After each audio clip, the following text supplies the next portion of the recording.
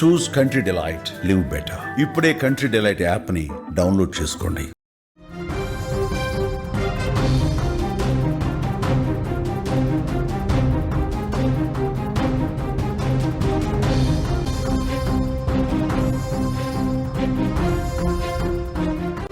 Big breaking news చూస్తున్నాం. పులివెందులలో TDP జెండా ఎగిరింది. జెడ్పీటీసీ ఉప ఎన్నికల్లో ఘన విజయం సాధించింది తెలుగుదేశం పార్టీ. వైసీపీకి ఘోర పరాభవం ఎదురైంది. జగన్ సొంత నియోజకవర్గంలో వైసీపీకి డిపాజిట్లు గల్లంతయ్యాయి. కుప్పం మున్సిపాలిటీకి రిటర్న్ గిఫ్ట్ తెలుగుదేశం పార్టీ ఇచ్చిందని చెప్తున్నారు. తెలుగుదేశం పార్టీ సంబరాలు అంబరాన్నంటినటువంటి పరిస్థితి కనిపిస్తోంది. పులివెందులలో చరిత్రను తెలుగుదేశం పార్టీ తిరగరాసింది. ఫ్యాన్ పార్టీ జెండాలను, పసుపు జెండాలు ఎగరేసుకుపోయింది. జగన్ ఇలాఖాలో జెడ్పీటీసీ ఉప ఎన్నికల్లో భారీ విజయం నమోదు చేసింది తెలుగుదేశం పార్టీ. బీటెక్ రవి భార్య లతారెడ్డి 6050 ఓట్ల మెజార్టీతో గెలుపు సాధించారు. టీడీపీ అభ్యర్థి మారెడ్డి లతారెడ్డి 6735 ఓట్లు రాగా వైసీపీకి కేవలం ఇందులో 685 ఓట్లు మాత్రమే వచ్చాయి. వైసీపీకి డిపాజిట్లు కూడా దక్కని పరిస్థితి కనిపిస్తుంది. తెలుగుదేశం పార్టీ శ్రేణులు సంబరాలు చేసుకున్న పరిస్థితి.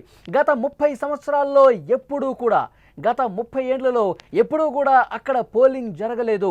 మొట్టమొదటిసారిగా 30 ఏళ్ళలో ప్రజాస్వామ్య పద్ధతిలో అక్కడ ఎన్నిక నిర్వహిస్తే, ప్రజాస్వామ్య పద్ధతిలో అక్కడ పోలింగ్ జరిగితే జగన్ పార్టీ పరిస్థితి ఏంటి, అక్కడ వైసీపీ పరిస్థితి ఏంటో కూడా ఈరోజు తేట తెల్లమైందంటూ తెలుగుదేశం పార్టీ నాయకులు మాట్లాడుతున్నారు. ఎందుకంటే ఏకగ్రీవాలు నుంచి చాలామందిని భయపెట్టి అక్కడ పూర్తిగా ఏకగ్రీవాలు చేసుకున్నారు.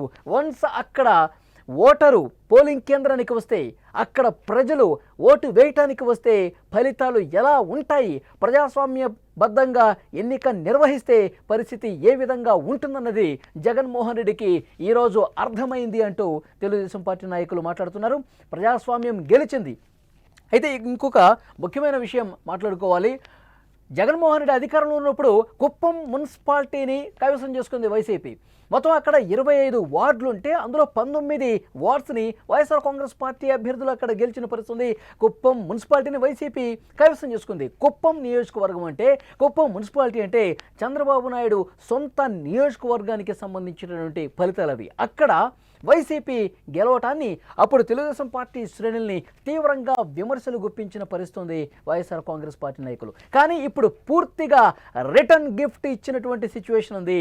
వైసీపీకి దిమ్మ తిరిగే షాక్ ఇచ్చాం, రిటర్న్ గిఫ్ట్ ఇచ్చాం. ప్రజాస్వామ్య పద్ధతిలో అక్కడ ఎన్నిక నిర్వహించి గట్టిగా జగన్మోహన్ రెడ్డికి చెక్ పెట్టగలిగామని చాలా స్పష్టంగా తెలుగుదేశం పార్టీ నాయకులు అక్కడ మాట్లాడుతున్నటువంటి పరిస్థితి ప్రజెంట్ కనిపిస్తోంది.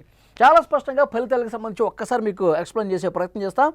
మారెడ్డి లతారెడ్డి తెలుగుదేశం పార్టీ అభ్యర్థి 6735 ఓట్లు సాధించారు. హేమంత్ రెడ్డి వైఎస్ఆర్ కాంగ్రెస్ పార్టీ అభ్యర్థి కేవలం 683 ఓట్లు మాత్రమే. డిపాజిట్ కూడా గల్లంతైన పరిస్థితుంది. వైఎస్ఆర్ కాంగ్రెస్ పార్టీ అభ్యర్థి డిపాజిట్లు పూర్తిగా గల్లంతయ్యాయి. జగన్మోహన్ రెడ్డి నియోజకవర్గంలో పులివెందులకు సంబంధించి జెడ్పీటీసీ ఉప ఎన్నికలో వైఎస్ఆర్ కాంగ్రెస్ పార్టీకి ఇంత తక్కువ ఓట్లు, వైఎస్ఆర్ కాంగ్రెస్ పార్టీ పూర్తిగా డిపాజిట్ గల్లంతైన పరిస్థితి. వైఎస్ఆర్ కాంగ్రెస్ పార్టీ పట్ల అక్కడి ప్రజలే పూర్తిగా వైఎస్ఆర్ కాంగ్రెస్ పార్టీని చీత్కరించినటువంటి పరిస్థితి ఉంది అని మాట్లాడుతున్నటువంటి పరిస్థితి ఉంది. మాట్లాడటం కాదు, ఈ ఫలితాలు కూడా దాన్నే రుజువు చేస్తున్నాయి.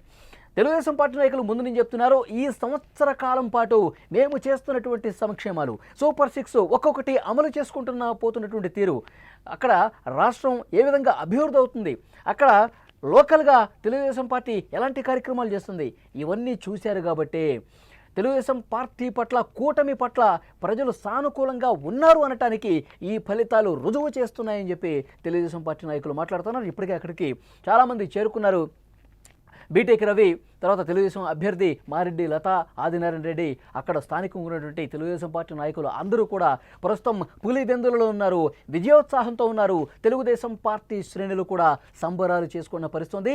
జగన్మోహన్ రెడ్డికి గట్టి షాక్ ఇచ్చాం, జగన్మోహన్ రెడ్డి సొంత ఇలాకాలోనే గట్టి దెబ్బ కొట్టాం, కుప్పం అంటూ విర్రవీగారు, వైనాటు కుప్పం అని మాట్లాడారు. గత 2024 సార్వత్రిక ఎన్నికల్లో కూడా అప్పుడు కూడా వైనాట్ కుప్పం అని మాట్లాడారు, వైనాట్ 175 అని మాట్లాడారు.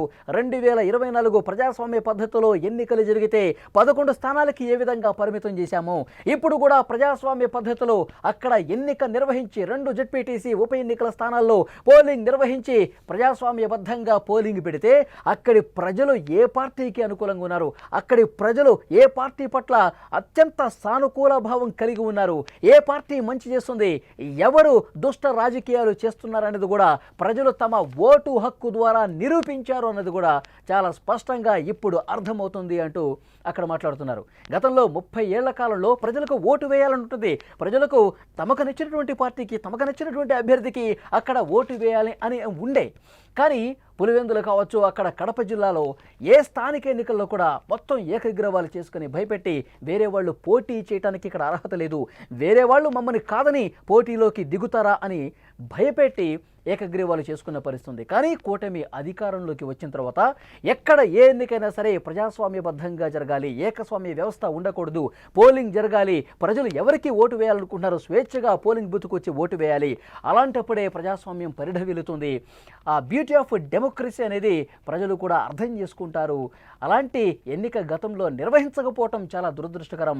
మేము ఎన్నిక నిర్వహిస్తాం, మేము పోలింగ్ పెడతామంటూ కూటమి అక్కడ పోలింగ్ నిర్వహించింది. 11 మంది అభ్యర్థులు ఇక్కడ పోటీ పడ్డ పరిస్థితి. ఇందులో ఇండిపెండెంట్స్ కూడా ఉన్నారు.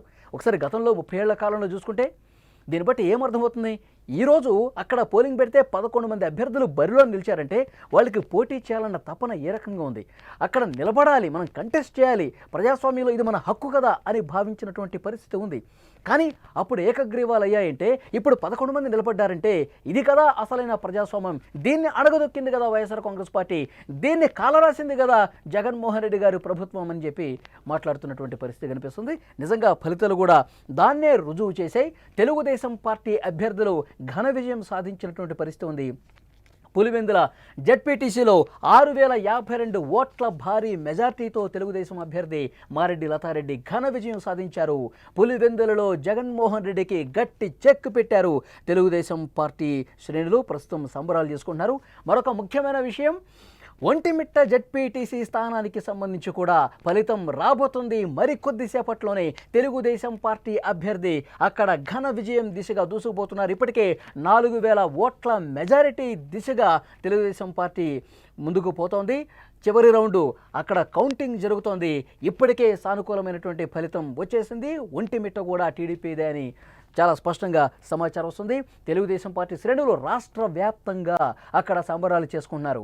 ఇప్పుడు గెలిచినటువంటి ఈ ఇద్దరు అభ్యర్థులు కూడా విజయవాడకు బయలుదేరుతున్నట్టుగా తెలుస్తోంది. గెలుపు సంబరాలు చేసుకుంటూ ముఖ్యమంత్రి నారా చంద్రబాబు నాయుడు గారిని, మంత్రి నారా లోకేష్ గారిని కలవటానికి వారు బయలుదేరబోతున్నట్టుగా సమాచారం వస్తుంది. ఇప్పటికే ఫోన్లో మాట్లాడుకున్నారు. ప్రజాస్వామ్య పద్ధతిలో ఎన్నికలు జరిగితే గనక ఫలితాలు ఏ విధంగా ఉంటాయి అన్నది రుజువు చేశారు.